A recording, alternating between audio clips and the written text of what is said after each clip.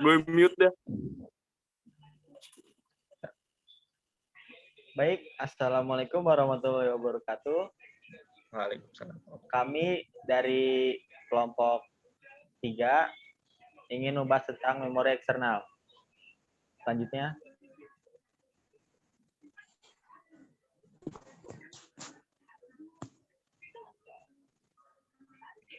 Di nama kelompok 3, di sini ada Denny Sanjaya, ada Malika Putri, ada Muhammad Landang, dan ada saya sendiri, Irfan Atala.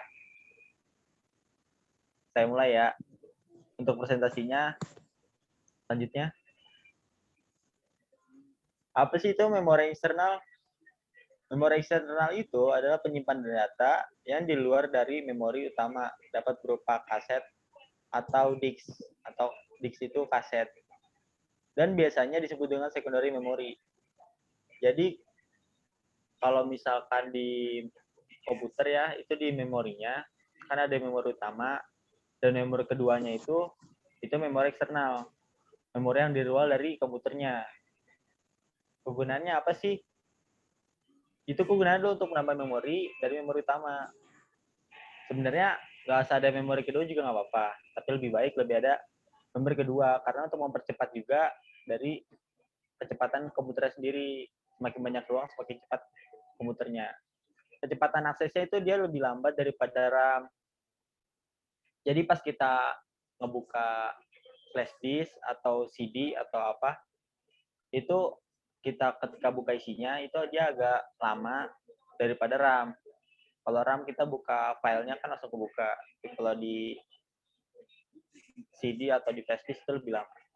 Selanjutnya. Nah, ini ada jenis-jenis memori eksternal. Yang pertama ada punched card. Yang pertama ada punched card, itu dia lihat di gambar sebelah kiri pojok kanan. Pojok kiri, itu dia seperti kartu, tapi ada bolong-bolong-bolongnya. Itu untuk punched card. Dan yang kedua ada magnetic disk, yaitu seperti kaset atau radio lama yang ada kasetnya. Terus yang ketiga itu ada optical disc, dia itu kayak CD kaset-kaset biasa yang ada di pinggir jalan. Terus yang keempat ada manitape, itu seperti kayak roll film ya, yang diputar-putar itu. Selanjutnya. Nah, di bagian ini akan dijelaskan oleh Malika Putri. Silakan.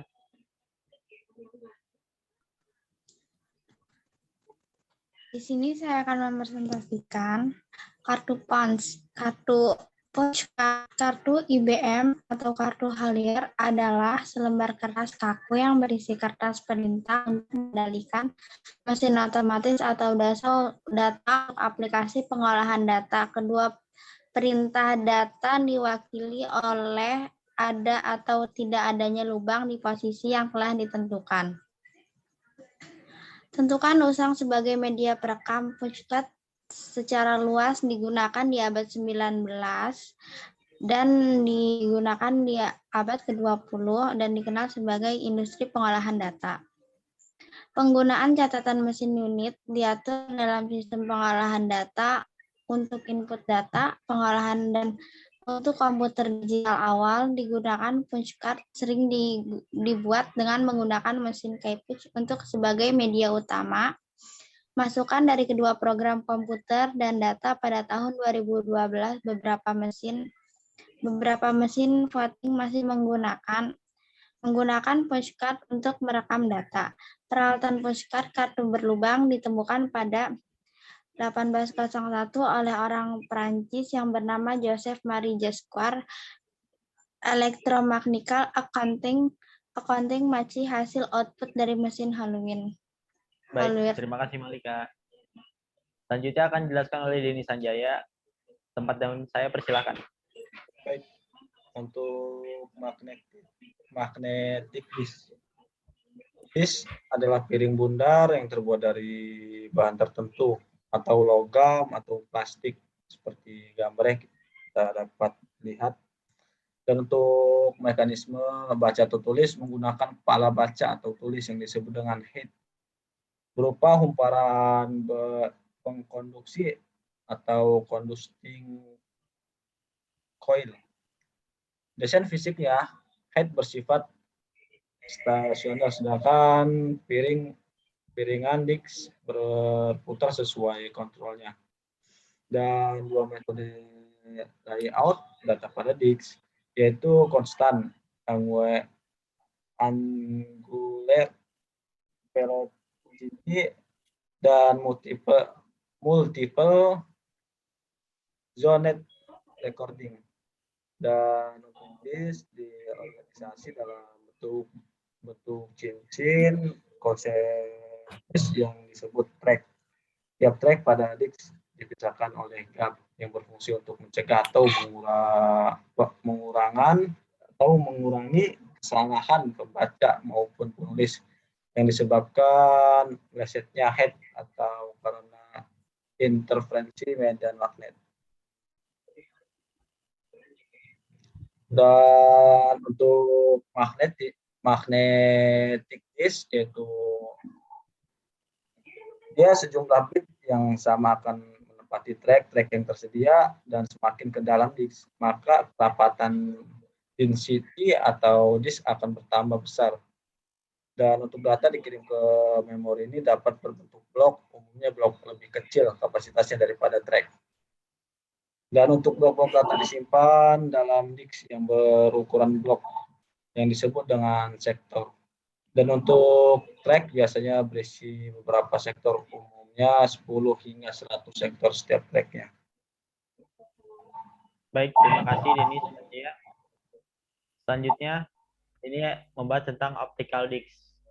Optical disk itu adalah media penyimpanan data elektronik yang dapat dituliskan, dibaca dengan menggunakan sinar laser bertenaga rendah. Optical disk pertama kali ditemukan pada tahun 1988.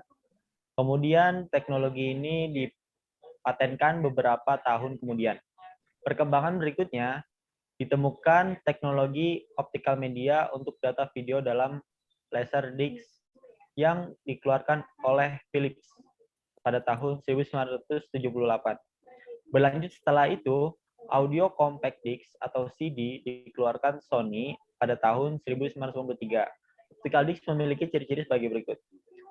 Pertama, menggunakan laser untuk menulis dan membaca data. Kedua, dapat digunakan untuk menyimpan data yang volumenya sangat besar.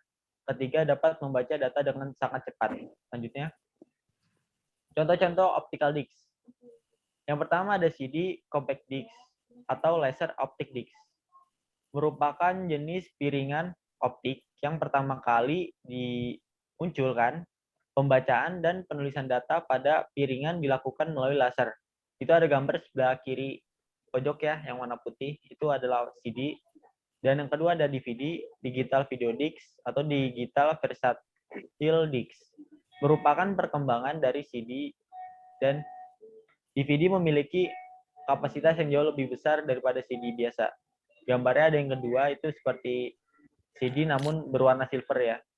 Dan yang kedua ada Blu-ray disc, merupakan format disc optik yang merupakan perkembangan dari CD dan DVD. Keunggulannya dari Blu-ray itu adalah pada kapasitas lapisan CD-nya, di mana lebih besar 35 kali dari CD dan lebih besar 5 kali dari DVD. Di gambarnya yang ketiga itu warnanya biru ya, agak biru-biruan dan agak warna-warni juga.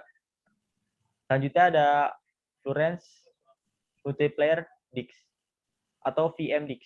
Adalah jenis optical disc yang mampu menampung sampai 140 GB data sekaligus dengan kecepatan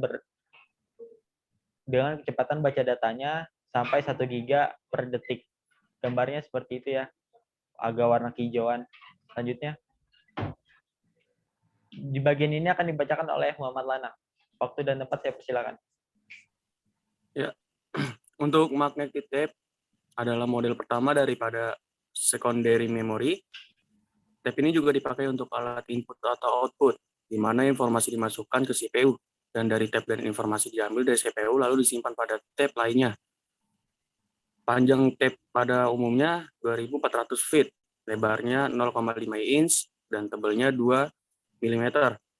Data disimpan dalam bintik kecil yang bermagnet dan tidak tampak pada bahan plastik yang dilapisi peroksida fleksibel. Plastiknya disebut mylar. Mekanisme aksesnya adalah tape drive, memori perangkat yang terdiri dari panjang tipis dilapisi plastik strip dengan oksida besi, digunakan untuk merekam audio atau video, atau sinyal komputer untuk menyimpan informasi. Ia ikut bersama belasan kaset untuk merekam wawancara. Dan lanjut, dan untuk fungsinya itu ada 3.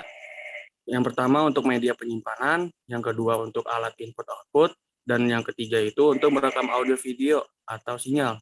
Seperti itu. Baik, terima kasih Muhammad Lanang. Oke, ini sekian dari presentasi kelompok 3 tentang memori eksternal. Jika ada salah kata mohon dimaafkan, kurang lebihnya seperti itu. Baik, terima kasih semuanya. Terus kru.